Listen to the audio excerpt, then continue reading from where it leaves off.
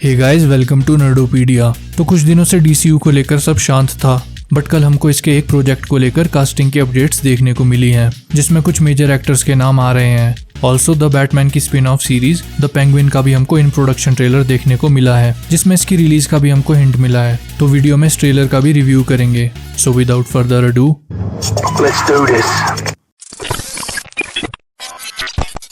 तो स्टार्ट करते हैं डीसीयू की कास्टिंग अपडेट के साथ। बट स्टार्ट करने से पहले वही हमेशा वाली रिक्वेस्ट, फ्यूचर में इसी तरह की वीडियोस के लिए चैनल को सब्सक्राइब करो। हाँ, तो upcoming animated series creature commandos को लेकर कई बड़े सोर्सेज की तरफ से कास्टिंग अपडेट्स आ रही थी, बट कुछ देर बाद खुद जेम्स गन ने ये बात ट्विटर पे कंफर्म कर दी। 2024 में रिलीज होने वाली ये सीरीज जेम्स गन की स्लेट को ऑफिशियली किक ऑफ करने वाली है और इनके वॉइस एक्टर्स को रिवील कर लिया गया है। अब अगर तुमने स्लेट अनाउंसमेंट ध्यान से देखी होगी तो जेम्स गन ने उसमें ये भी कहा था कि जो एनिमेटेड सीरीज में कैरेक्टर्स को वॉइस करेगा, लाइव एक्शन में भी वही एक्टर उनको प्ले करेगा। तो हाँ, जब ये कैरेक्टर्स हमको लाइव एक्शन में दिखेंगे तो यही एक्टर्स इन कैरेक्टर्स को प्ले करेंगे।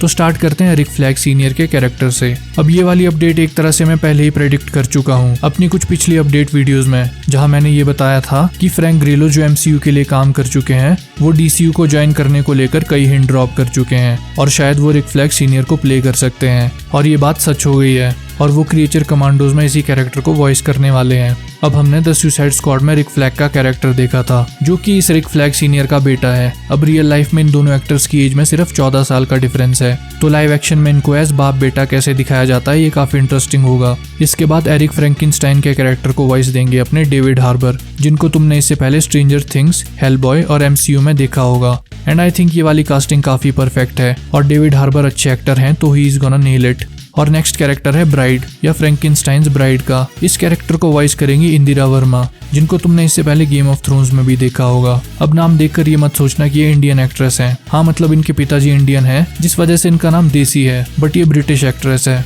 ऑल्सो कैरेक्टर का नाम ब्राइड है या फ्रैंकेनस्टाइन्स ब्राइड भी कह सकते हो, जिससे ये बात ऑब्वियस हो जाती है कि ये कैरेक्टर फ्रैंकेनस्टाइन का लव इंटरेस्ट होने वाली है। और एक्चुअल में इन दोनों की स्टोरी काफी इंटरेस्टिंग है। अब वो सीरीज में शो करेंगे या नहीं, वो तो 2024 में ही पता चलेगा। इसके बाद बात करते हैं नीना मेजूर्स्की के कैरेक्टर की, जिसे वॉइस करेगी जोई चाओ। अब ये नीना एक साइंटिस्ट है जिसका क्रिएचर कमांडोज को क्रिएट करने में काफी इंपॉर्टेंट रोल रहा है। अब इसके बाद मैं डायरेक्टली दो कैरेक्टर्स की बात करूंगा, जीआई रोबोट और वीजल की। इन दोनों को ही प्ले करने वाले हैं शॉन गन, जो जेम्स गन के भाई हैं। अब वीजल का कैरेक्टर तुमने द सुसाइड स्क्वाड में भी देखा होगा और उसमें भी शॉन गन ने इस कैरेक्टर पे काम किया था। इसके अलावा स्टीव एगी रिप्राइज करेंगे अपना जॉन इकोनोमोस का रोल। इनको तुमने पीस मेकर में देखा होगा। अब बात करते हैं एक ऐसी कास्टिंग की जो कॉमिक्स का पार्ट नहीं है। वो कैरेक्टर है प्रिंसेस इलाना रोस्टोविक का, जिसको प्ले करने वाली है मारिया बेकालोवा। और फाइनली डॉक्टर फॉस्फोरस को प्ले करेंगे एलन ट्यूडिक, जो कि काइंड ऑफ एक स्पेशल कैरेक्टर है। अब इस कैरेक्टर में ऐसा स्पेशल क्या है? देखो, ये कैरेक्टर डीसीयू के फ्यूचर प्रोजेक्ट सेटअप करने में इंपॉर्टेंट रोल प्ले कर सकता है। अब यहाँ इस सीरीज का डीसीयू के फ्यूचर से इंपॉर्टेंट कनेक्शन कैसे बन सकता है, मैं बताता हूँ। तो डॉक्टर फॉस्फोरस का कैरेक्टर बैटमैन का भी विलन है, तो मे बी फ्यूचर में ये कैरेक्टर किसी तरह Batman brave and the bold में टाई अप करे। आई मीन यही नहीं, सभी कैरेक्टर्स को लेकर काफी सारी पॉसिबिलिटीज हैं। So let's see what happens. और फाइनली अब आते हैं द बैटमैन की spin off series the penguin पे, जिसका कल इन प्रोडक्शन टीजर रिलीज हो गया है और टीजर से इन्फो निकल के आया है कि ये सीरीज 2024 में रिलीज होगी।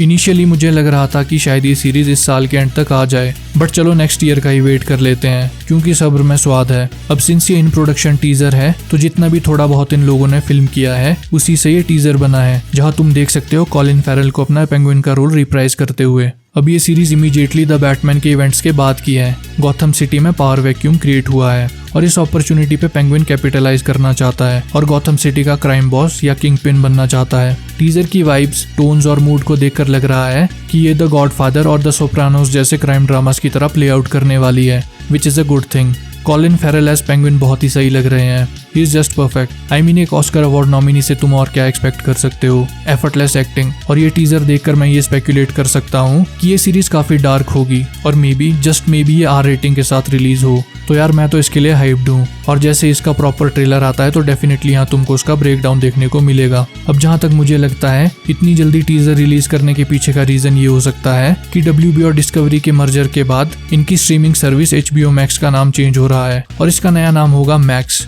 तो इस टीजर को ये दिखा के शो किया जा रहा है कि ये मैक्स पे रिलीज होगा, जिस वजह से लोगों में इस नए प्लेटफॉर्म के लिए हाइप क्रिएट हो, ऐसा मेरा मानना है।